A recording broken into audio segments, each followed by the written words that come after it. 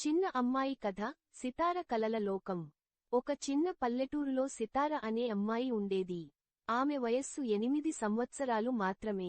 చిన్నపాటి శరీరం, పెద్ద కళ్ళు, పొడవాటి జడ, నల్లగా మెరిసే జుట్టు కలిగిన ఈ అమ్మాయి అందరినీ ఆకట్టుకునేది.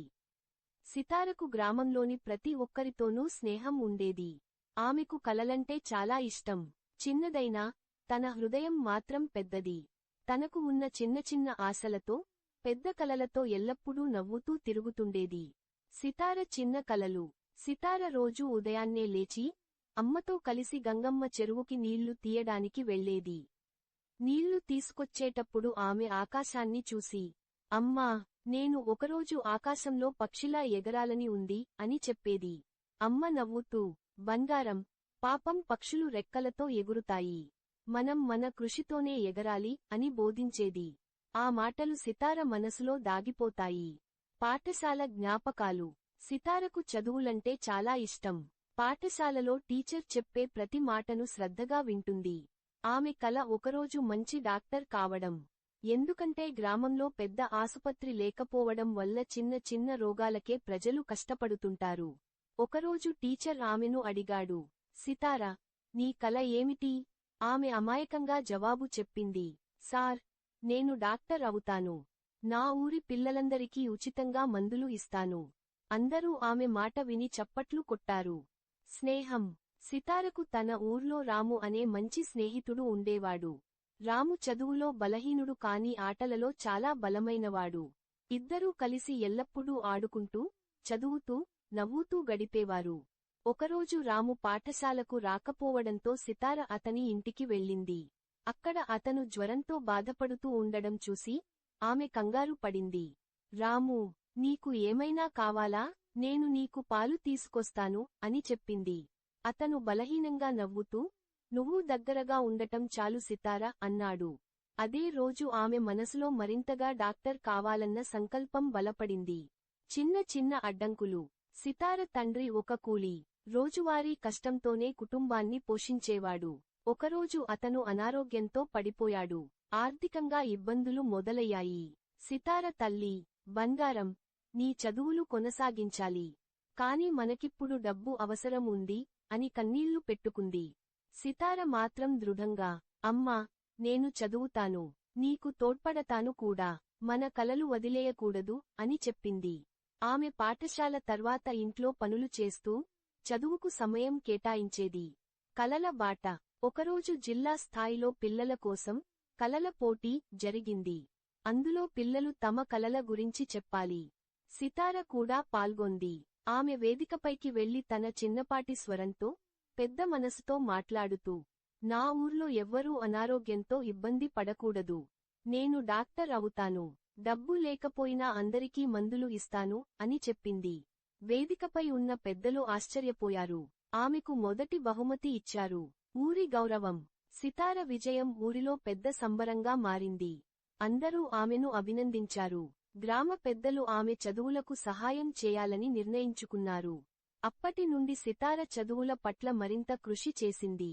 రాత్రివేళ దీపం కింద చదువుతూ, ఉదయం అమ్మకు పనిలో సహాయం చేస్తూ గడిపింది. కొత్త మార్గం.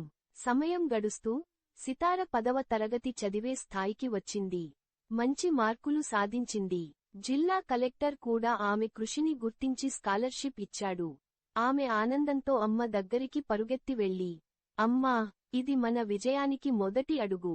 ఇక మన ఊర్లో ఎవ్వరూ బాధపడరని నాకు నమ్మకం అని చెప్పింది. సితార విజయం. కొన్నేళ్ల తర్వాత సితార డాక్టర్ అయింది. తన మాట నిలబెట్టుకుని, తన ఊరిలో ఒక చిన్న ఆసుపత్రి ప్రారంభించింది. ఆమె మొదటి రోగి రాము. అతను కన్నీళ్లు పెట్టుకుంటూ, సితార, నువ్వు నిజంగా నా స్నేహితురాలు మాత్రమే కాదు, మా ఊరి తల్లిలా ఉన్నావు అన్నాడు. సితార నవ్వుతూ, ఇది నా ఊరి కోసం, నా అమ్మ కోసం, నా స్నేహితుల కోసం అని చెప్పింది. చివరి సందేశం. ఈ కథ మనకు చెప్పేది, కలలతో బతికితేనే జీవితం అందంగా ఉంటుంది. కష్టాలు ఎంత వచ్చినా పట్టుదల ఉంటే విజయం మనదే అవుతుంది. శీర్షిక, నాట్యం నా ప్రాణం. కథ ప్రారంభం. చిన్నారి కల. అమ్మా, నాకు డాన్స్ నేర్చుకోవాలి. 7 ఏళ్ల చిన్నారి అన్వి తన తల్లిని పట్టుకొని ముద్దుగా అడిగింది. అన్వి కళ్లలో ఉన్న ఆ తారలు మిలమిల మెరిసినట్లుగా ఉన్నాయి. చిన్నపాటి జడ, పసుపు రంగు ఫ్రాక్, కాళ్లకు సిగ్నల్ ఎరుపు జుత్తులు. చిన్నారిలా ఆటలు ఆడటానికి కాకుండా ఎప్పుడూ గుండెల్లో ఒక కలతో తిరిగేది డాన్స్. అన్వి తరచుగా టీవీలో వచ్చే నృత్య ప్రదర్శనలు చూస్తూ మంత్రముగ్ధం అయ్యేది. స్కూల్లో కూడా ఎప్పుడూ సాంగ్స్ వస్తే అందరూ కూర్చుని చూడగా ఆమె లేచి అడుగులు వేసేది. కాళ్లు ఆగేవి కావు. ఒకసారి స్కూల్ వార్షికోత్సవంలో టీచర్ అన్విని పిలిచి డాన్స్ చెయ్యగలవా అంది. అప్పుడు అన్వి కళ్లలో ఆనందం పువ్వులా వికసించింది. అవును టీచర్ అని హర్షంగా అంది. ఆ రోజు అన్వి చిన్న డ్రెస్ వేసుకొని స్టేజ్ మీద అడుగులు వేసినప్పుడు అందరూ చప్పట్లు కొట్టారు. అది ఆమె జీవితంలో మొదటి వేదిక, కానీ చివరిది కాదు. తల్లిదండ్రుల సమస్యలు. అన్వి తండ్రి శ్రీనివాస్ ఒక ప్రైవేట్ ఉద్యోగి. జీతం ఎక్కువ కాదు, కానీ కుటుంబాన్ని గౌరవంగా నెట్టుకుపోయేంత ఉంటుంది. తల్లి సుమలత గృహిణి. అన్వి డాన్స్ క్లాస్లో చేరాలని అడిగినప్పుడు సుమలత మొదట ఆశ్చర్యపోయింది. అన్వి, డాన్స్ బాగుంటుంది కానీ ఫీజు ఎక్కువ అవుతుంది. నీ నాన్నతో మాట్లాడాలి. అమ్మా, నాన్నకి చెప్పు, నేను చాలా బాగా డాన్స్ చేస్తా అంది ఆనందంగా. రాత్రి భోజనం తరువాత సుమలత ఈ విషయానికి శ్రీనివాస్కి చెప్పింది. వాళ్ల క్లాస్ ఫీజు నెలకు 1500 రూపాయలు అంటున్నారు. అదీకాక కాస్ట్యూమ్స్, పోటీలు అన్నీ ఉంటాయి అంది. శ్రీనివాస్ కాసేపు నిశ్శబ్దంగా ఆలోచించాడు. మనకి ఇంతవరకు అదనపు ఖర్చు లేదు. కాని పిల్లకి ఇష్టం ఉంది కదా, ఒకసారి ప్రయత్నిద్దాం అన్నారు. అలా అన్వి జీవితంలో కొత్త ప్రయాణం మొదలైంది. మొదటి డాన్స్ క్లాస్. అన్వి మొదటి రోజు క్లాస్కి వెళ్లినప్పుడు హృదయం ఆనందంతో నిండిపోయింది. ఓ పెద్ద హాల్, అద్దాలు, మ్యూజిక్ ప్లేయర్, చిన్నారులు అడుగులు వేసే శబ్దం, ఇవన్నీ ఆమెకు కలలా అనిపించాయి. మా పేరు మాధవి. నేను మీ డాన్స్ టీచర్ అని ఒక అందమైన లేడీ పరిచయం చేసుకుంది. మాధవి గారు చిన్నారులకు బేసిక్ స్టెప్స్ నేర్పించడం ప్రారంభించారు. మొదట్లో అన్వికి కొంచెం కష్టంగా అనిపించినా ఆమె వెనుకాడలేదు. రోజూ ఖచ్చితంగా ప్రాక్టీస్ చేసేది. సాయంత్రం స్కూల్ నుంచి వచ్చి క్లాస్లో నేర్చుకున్న స్టెప్స్ మళ్లీ మళ్లీ వేసేది. సుమలత ఈ దృశ్యం చూస్తూ గర్వపడేది. ఈ పాప నిజంగా డాన్స్ అంటే ప్రాణం పెడుతోంది అనుకునేది. పోటీ సమరం. 6 నెలల తరువాత state level dance competition announce అయ్యింది. మాధవి గారు క్లాస్లోని పిల్లల్లో మంచి ప్రతిభ ఉన్నవారిని ఎంపిక చేశారు. అన్వి కూడా వారిలో ఒకరు. అన్వి, ఈ పోటీ నీకు చాలా ముఖ్యమైంది. బాగా ప్రాక్టీస్ చేయాలి అని మాధవి గారు చెప్పారు. అన్వి హృదయం ఆనందంతో నిండిపోయింది కానీ కొద్దిగా టెన్షన్ కూడా వచ్చింది. రోజూ గంటల తరబడి ప్రాక్టీస్ చేసేది. ఇంట్లో TV off, phone off. Music play చేసి అడుగులు వేయడం ఆమెకు ఊపిరి పీల్చినంత అవసరం. కాని ఒక రోజు ప్రాక్టీస్ చేస్తూ జారి పడింది. కాలికి మెలిక వచ్చింది. అమ్మా అని బాధతో కేక వేసింది. డాక్టర్ దగ్గరికి తీసుకెళ్లారు. తేలికపాటి మెలికే, 10 రోజులు విశ్రాంతి ఇవ్వాలి అని డాక్టర్ చెప్పారు. అన్వి కళ్లలో కన్నీళ్లు. పోటీకి 15 రోజులు మాత్రమే మిగిలి ఉన్నాయి. అమ్మా, నేను ఎలా డాన్స్ చేస్తాను అంది వేదనతో. సుమలత కళ్లలో కూడా నీరు. కాని ఆమె మనసు గట్టిగా చేసింది. అన్వి, నువ్వు ధైర్యం చెయ్యి. నువ్వు కుదురుతావు. మనం వదిలిపెట్టం. పునరాగమనం. 10 రోజులు విశ్రాంతి తీసుకున్న తరువాత అన్వి మెల్లగా ప్రాక్టీస్ ప్రారంభించింది. మొదట కష్టం అనిపించినా మాధవి గారు ఆమెకు సపోర్టివ్గా ఉండి సులువైన స్టెప్స్ నుండి మళ్లీ ప్రారంభించారు. పోటీ రోజు వచ్చింది.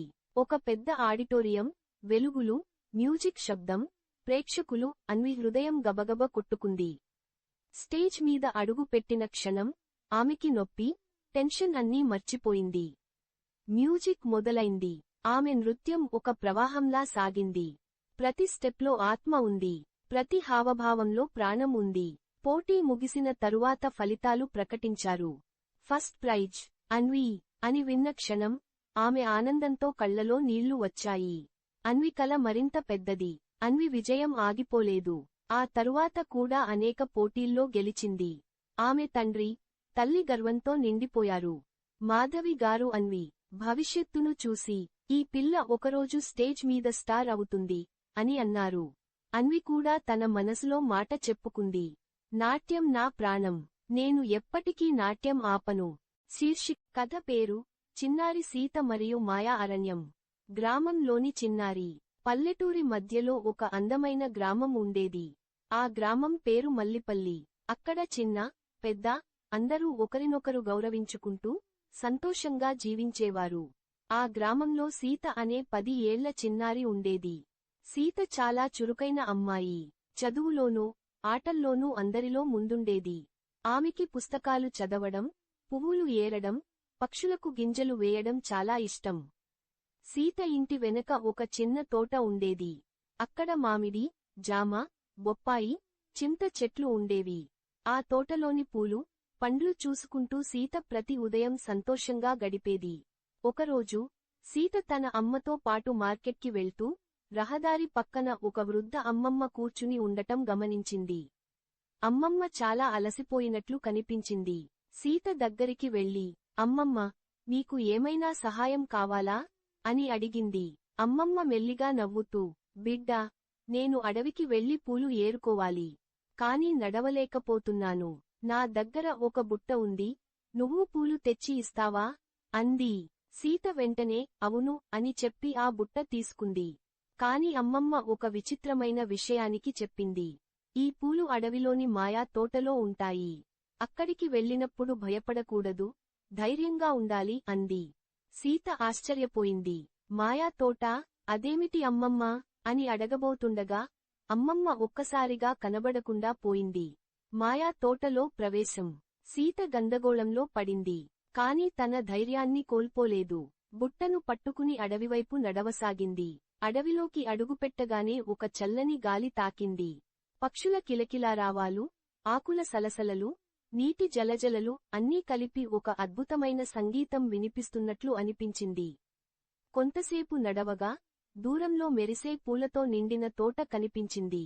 ఆ పూలు సాధారణం కాదు, కొన్ని బంగారు రంగులో మెరుస్తున్నాయి, కొన్ని వెండి వెలుగులు విరజిమ్ముతున్నాయి, మరికొన్ని ఇంద్రధనుస్సు రంగుల్లో ప్రకాశిస్తున్నాయి.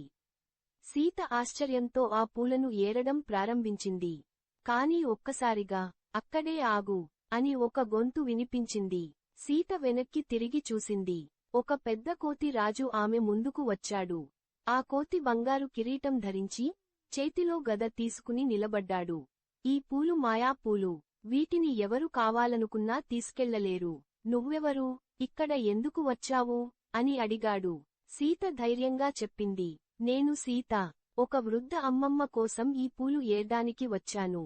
కోతి రాజు కాసేపు ఆలోచించి, సరే, కాని ఈ పూలు తీసుకెళ్లాలంటే 3 పరీక్షలు పాసవ్వాలి. సిద్ధమా? అని అడిగాడు. సీత భయపడినా ధైర్యంగా అవును అంది. మొదటి పరీక్ష. మొదటి పరీక్షలో కోతి రాజు ఒక చిన్న కాగితం పడవను ఇచ్చి, ఇది సరస్సు దాటించాలి, కాని నీటి మీద తాకకుండా అన్నాడు. సీత కాసేపు ఆలోచించింది. అప్పుడు దగ్గర్లో ఒక పెద్ద ఆకు కనిపించింది. ఆ ఆకుపై పడవను పెట్టి చిన్న కర్రతో తోసింది. పడవ నీటి మీద తేలుతూ మరో తీరానికి చేరింది. కోతి రాజు సంతోషంగా నవ్వి, మొదటి పరీక్ష విజయవంతం అని అన్నాడు. రెండవ పరీక్ష. రెండవ పరీక్షలో సీతకు ఒక బోనులో బంధించబడిన చిన్న తిత్తిరి పక్షి కనిపించింది. దీన్ని విడిపించాలి. కాని బోను తాళం ఈ అడవిలో ఎక్కడో దాక్కుంది అన్నాడు కోతి రాజు. సీత చుట్టూ వెతికింది. పూల పొదల మధ్య, రాళ్ల వెనుక, చెట్టు కొమ్మలపై, చివరికి ఒక చింతచెట్టు గూటిలో తాళం దొరికింది. అది తీసుకుని బోనును తెరిచింది. తిత్తిరి పక్షి ఆనందంగా ఎగిరిపోయింది. రెండవ పరీక్ష కూడా విజయవంతం అని కోతి రాజు అన్నాడు. మూడవ పరీక్ష. మూడవ పరీక్ష కాస్త కష్టం. కోతి రాజు ఒక పజిల్ ఇచ్చాడు. పూలు లేకుండా తోట ఉంటుంది, నీరు లేకుండా నది ఉంటుంది, గాలి లేకుండా తుఫాను ఉంటుంది, అది ఏమిటి? సీత కాసేపు ఆలోచించింది. తరువాత చిరునవ్వుతో చెప్పింది, అది స్వప్నం. కోతి రాజు ఆశ్చర్యపోయి, సరైన సమాధానం, నువ్వు నిజంగా తెలివైనవు అన్నాడు. మాయా బహుమానం. పరీక్షలు పూర్తి చేసినందుకు కోతి రాజు సీతకు ఒక బంగారు పూల బుట్ట ఇచ్చాడు. ఇది నువ్వు కోరుకున్న అమ్మమ్మకు ఇవ్వు. కానీ జాగ్రత్త, ఈ పూలు మంచి మనసుతో మాత్రమే ఉపయోగపడతాయి అన్నాడు. సీత తిరిగి గ్రామానికి వచ్చింది. అక్కడ ఆ వృద్ధ అమ్మమ్మ ఎదురుచూస్తూ కనిపించింది. సీత బుట్ట ఇచ్చగానే అమ్మమ్మ మాయగా ఒక అమ్మవారిగా మారిపోయింది. బిడ్డా, నువ్వు ధైర్యం, సహాయం, తెలివి చూపించావు. నీ జీవితం సుఖసంతోషాలతో నిండిపోవాలి అని ఆశీర్వదించింది. ఆ రోజు నుండి సీత గ్రామంలో అందరికీ సహాయం చేసే చిన్నారిగా ప్రసిద్ధి చెందింది. కోలాటం పట్ల ప్రేమ. చిన్న పాప కల. పచ్చని పొలాలతో నిండిన వెంకటాపురం అనే గ్రామంలో ఒక చిన్న పాప సంయుక్త ఉండేది. ఆమె వయసు 10 సంవత్సరాలు మాత్రమే. కాని ఆమె మనసు ఎంతో పెద్దది. తను ఎప్పుడూ చిరునవ్వుతో ఉంటూ అందరినీ ఆనందంగా ఉంచేది. సంయుక్తకు నృత్యం అంటే చాలా ఇష్టం. కాని అందులో ముఖ్యంగా కోలాటం అంటే ఆమెకు ప్రాణం. గ్రామంలో జరిగే ప్రతి పండుగలో, ప్రతి వేడుకలో కోలాటం ఆడే ఆడపిల్లలను చూసి ఆమె కళ్లలో ఒక వెలుగు మెరిసేది. అమ్మా, నేను కోలాటం ఆడతాను. నాకు కర్రలతో ఆడడం, పాటలు పాడుతూ ఆడడం చాలా నచ్చుతుంది అని తల్లిని ఎప్పుడూ అడిగేది. తల్లి నవ్వుతూ, అమ్మా, నీకు ఇంకా చిన్న వయసు. పెరిగాక కోలాటం ఆడు అని చెప్పేది. కాని సంయుక్త హృదయంలో ఆ కోరిక పెద్దదవుతూ పోయింది. పండుగ సందడి. శ్రావణమాసం వచ్చేసింది. గ్రామమంతా ఉత్సాహంతో నిండిపోయింది. అమ్మవారికి బోనం, ఊరంతా పూలతో, పతాకాలతో అలంకరించబడింది. ప్రతి ఇంట్లో మంగళవారాలు, శుక్రవారాలు పూజలు, వ్రతాలు జరుగుతున్నాయి. ఈ వేళలోనే కోలాటం ఆడే ఆడపిల్లల సమూహాలు కూడబడ్డాయి. తీం తక్క దిమి తక్క, తీం తక్క దిమి తక్క అంటూ కర్రలతో చప్పుళ్లు చేస్తూ ఆడుతున్నారు. సంయుక్త ఆ ఆటను చూసి కళ్లలో వెలుగులు మెరిశాయి. అమ్మా, నేను కూడా వెళ్ళాలి. వాళ్లతో ఆడాలి అని తల్లిని వేడుకుంది. తల్లి కొంచెం ఆలోచించి, సరే, కాని కర్రలు లేవు కదా అని అడిగింది. నేనే చేసుకుంటా, అమ్మా. 2 కర్రలు తెచ్చి ఇస్తే చాలు అని సంయుక్త ఉత్సాహంగా అంది. తల్లి కర్రలు తెచ్చి ఇచ్చింది. సంయుక్త తన చిన్న చేతులతో వాటిని పసుపు రంగుతో, పూలతో అలంకరించింది. ఆ కర్రలు చూసి ఆ పాపకి హృదయం ఆనందంతో నిండిపోయింది. అడ్డంకులు. సంయుక్త ఆడటానికి వెళ్తే, పెద్ద పిల్లలు చూసి, అరే, నువ్వు ఇంకా చిన్న పాపవే, మాకు ఆట చెడగొట్టకు అని ఆటలోకి తీసుకోలేదు. సంయుక్తకి కళ్లలో కన్నీళ్లు తేరాయి. ఆమె ఇంటికి వచ్చి కోలాటం పాటలు పాడుకుంటూ కర్రలతో ఒంటరిగా ప్రాక్టీస్ చేసింది. అమ్మ చూసి, ఏమయింది అమ్మా అని అడిగింది. అమ్మా, వాళ్ళు నన్ను ఆటలోకి తీసుకోలేదు. నేను పెద్ద పాపను కాదు అంటున్నారు అని కన్నీళ్లు పెట్టుకుంది. తల్లి ప్రేమతో, అమ్మా, ఎవరు తీసుకోకపోతే ఏమైంది? నువ్వు ఒంటరిగా నేర్చుకో. ఒకరోజు వాళ్లే నీతో ఆడటానికి వస్తారు అని చెప్పింది. ఈ మాటలు సంయుక్తకి ధైర్యం ఇచ్చాయి. ఆమె ప్రతిరోజూ ఉదయం, సాయంత్రం ప్రాక్టీస్ చేయసాగింది. యూట్యూబ్లో పాటలు విన్నది. కొత్త కొత్త స్టెప్స్ నేర్చుకుంది. అవకాశం. దసరా పండుగ రాగానే గ్రామంలో పెద్ద ఎత్తున వేడుకలు జరిగాయి. కోలాటం పోటీలు కూడా పెట్టారు. ఈ వార్త వినగానే సంయుక్త హృదయం ఆనందంతో పొంగిపోయింది. అమ్మా, నేను కూడా పోటీలో పాల్గొనాలి అని అంది. తల్లి నవ్వుతూ, అమ్మా, పోటీలో పెద్దవాళ్లు మాత్రమే పాల్గొంటారు అని చెప్పింది. కాని అమ్మా, నేను రోజూ ప్రాక్టీస్ చేశాను. నాకు వస్తుంది అని పట్టుబట్టింది. తల్లి ఆలోచించి, సరే, ప్రయత్నించు అని అనుమతించింది. సంయుక్త పోటీలో తన వయసు చిన్నదైనా పేరు నమోదు చేసింది. అందరూ ఆశ్చర్యపోయారు. ఈ పాపకు వస్తుందా అని కొందరు అనుమానంగా చూశారు. విజయం. పోటీ రోజు వచ్చింది. మైదానంలో పెద్ద స్టేజ్, లైట్లు, డప్పులు, హారతి వెలుగులు. అందరూ ఆడిపాడుతూ ఆనందంగా ఉన్నారు. సంయుక్త స్టేజ్ మీద అడుగు పెట్టింది. మొదట్లో కొంచెం భయం వేసింది. కాని మైక్లో కోలాటం పాట వినిపించగానే ఆమె కాళ్లు తాళం పట్టాయి. తీం తక్క తీం తక్క, దిమి తక్క తీం తక్క అని కర్రలు చప్పుళ్లు చేస్తూ సరిగ్గా స్టెప్స్ వేసింది. ఆమె కదలికలు అందరినీ ఆశ్చర్యపరిచాయి. చిన్న వయసులో ఇంత అందంగా ఆడటం చూసి ప్రేక్షకులు చప్పట్లతో హర్షధ్వానాలు చేశారు. పోటీ ముగిసిన తర్వాత జడ్జీలు ఫలితాలు ప్రకటించారు. మొదటి బహుమతి, చిన్నారి సంయుక్తకి అని చెప్పగానే జనాలు ఉత్సాహంతో చప్పట్లు కొట్టారు. సంయుక్త ఆనందంతో కళ్లలో కన్నీళ్లు పెట్టుకుంది. అమ్మా, నా కల నెరవేరింది అని కర్రలు పట్టుకొని హత్తుకుంది. ఆ రోజు నుండి గ్రామంలో సంయుక్త పేరు ప్రసిద్ధి చెందింది. చిన్నారి కూడా పెద్ద కలలు నెరవేర్చగలదని అందరికీ చూపించింది. ముగింపు సందేశం. కథ మనకు చెప్పే సందేశం, వయసు ఎంత చిన్నదైనా, కలలు పెద్దవే. కష్టపడి సాధిస్తే ఏదైనా సాధ్యమే. కోలాట్. స్నేహానికి అర్థం. ఒకప్పుడు ఆంధ్రప్రదేశ్లోని ఒక చిన్న గ్రామంలో రెండు మంచి స్నేహితులు ఉండేవారు, రాము మరియు కిరణ్. రాము రైతు కుమారుడు, కిరణ్ బడి మాస్టారి కుమారుడు. చిన్ననాటి నుండే ఇద్దరూ ఒకే పాఠశాలలో చదువుతూ, కలిసి ఆడుతూ, పల్లెలోని ప్రతి మూలను అన్వేషిస్తూ పెరిగారు.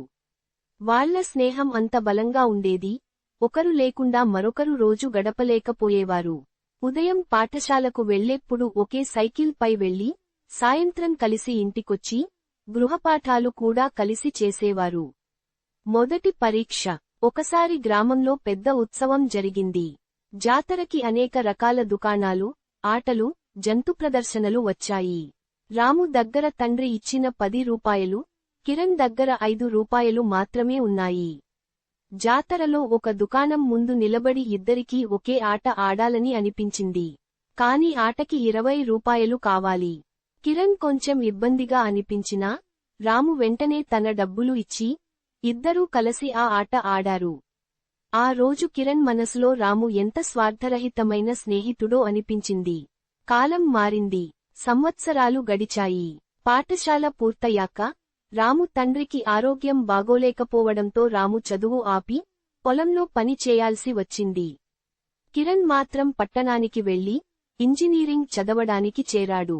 ప్రారంభంలో ఇద్దరూ లేఖల ద్వారా, తర్వాత ఫోన్ ద్వారా మాట్లాడేవారు. కానీ కాలక్రమేణా కిరణ్ చదువులు, కొత్త స్నేహితులు, నగర జీవనం వల్ల రాముతో సంబంధం కొంచెం తగ్గిపోయింది.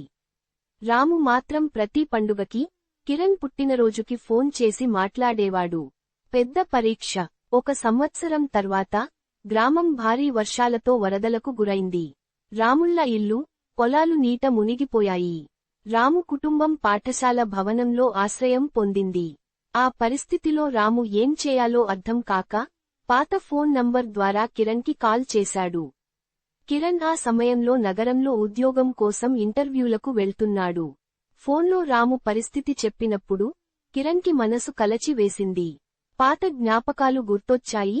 జాతరలో రాము తన డబ్బు పంచుకున్న రోజు, పాఠశాలలో చేసిన అల్లరి, కష్టకాలంలో రాము చూపిన సహాయం అన్నీ గుర్తుకొచ్చాయి. స్నేహానికి నిజమైన అర్థం. కిరణ్ ఏ ఆలోచన చేయకుండా తన పొదుపు మొత్తాన్ని తీసుకొని, రైలులో గ్రామానికి వచ్చాడు. రాము కుటుంబానికి బియ్యం, దుస్తులు, మందులు తీసుకొచ్చి ఇచ్చాడు. అదేగాక, తన పరిచయాలతో కలిసి గ్రామంలో సహాయక శిబిరం ఏర్పాటు చేసి, అనేక కుటుంబాలకు సహాయం అందించాడు. రాము కన్నీటి కళ్లతో అన్నాడు, కిరణ్, నీకు ఈ కష్టం పెట్టానేమోనని భయపడ్డాను. కాని నువ్వు ఇలా వచ్చావంటే, ఇది నిజమైన స్నేహం. కిరణ్ చిరునవ్వుతో అన్నాడు, రాము, స్నేహం అంటే మంచి రోజులలోనే కాదు, కష్టకాలంలో తోడుగా ఉండడమే. కథలో పాఠం. ఆ రోజు తర్వాత రాము, కిరణ్ మధ్య ఉన్న బంధం మరింత బలపడింది. కాలం, దూరం, పరిస్థితులు ఎలా ఉన్నా, నిజమైన స్నేహం ఎప్పటికీ తగ్గదని ఇద్దరూ తెలుసుకున్నారు. పాఠం. నిజమైన స్నేహం అంటే, లాభనష్టాలు చూడకుండా, మంచి చెడు సమయాల్లో ఒకరికి ఒకరు అండగా నిలబడటం.